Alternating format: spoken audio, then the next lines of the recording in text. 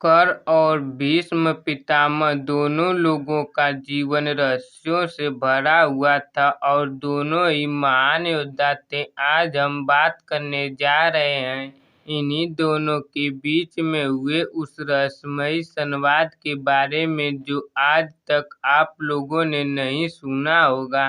कर जब बने कौरवों के सेनापति, भीष्म पितामह जब युद्ध में बुरी तरह से घायल होकर बाणों की शैया पर लेट गए थे, तो कौरवों की सेना का सेनापति कर को बनाया गया और उन्हें पांडवों से युद्ध लड़ने को कहा गया। युद्ध में शामिल होने से पहले कर के मन में कुछ प्रश्न आए और उनका जवाब मांगने के लिए वह भीष्म पितामह के पास पहुंचे। और उस वक्त क्या थे कर के सवाल और भीष्म पितामह ने उनका क्या जवाब दिया। कर ने भीष्म पितामह से यह प्रश्न किया कि जब तक वह कौरवों की सेना के सेनापति थे तब तक उन्होंने कर को युद्ध में शामिल नहीं होने दिया। आखिर क्या वजह थी कि कर के जितना महान और वीर योद्धा दुर्योधन की सेना में शामिल होकर भी युद्ध लड़ने से वंचित रहे।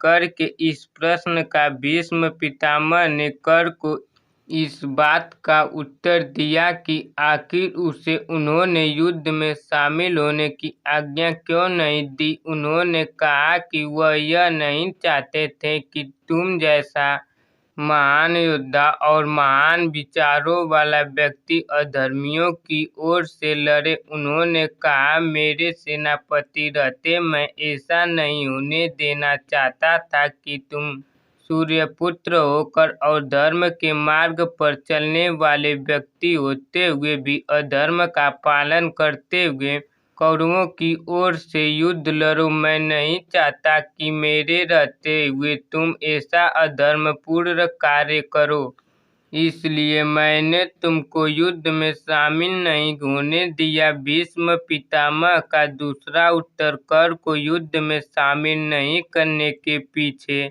भीष्म पितामह ने जो दूसरा कारण बताया वह यह था कि वह यह नहीं चाहते थे कि कर अपने भाइयों के खिलाफ युद्ध लड़े। जब भीष्म पितामह ने यह बात कर को बताई कि वह इसलिए ऐसा नहीं होने देना चाहते थे, तो कर को यह जानकर बहुत ही आश्चर्य हुआ कि भीष्म पितामह यह जानते थे कि कर कुंती का ही पुत्र है। भीष्म पितामह यह नहीं चाहते थे कि उनके सामने भाई भाई एक दूसरे की जान के दुश्मन बन जाएं।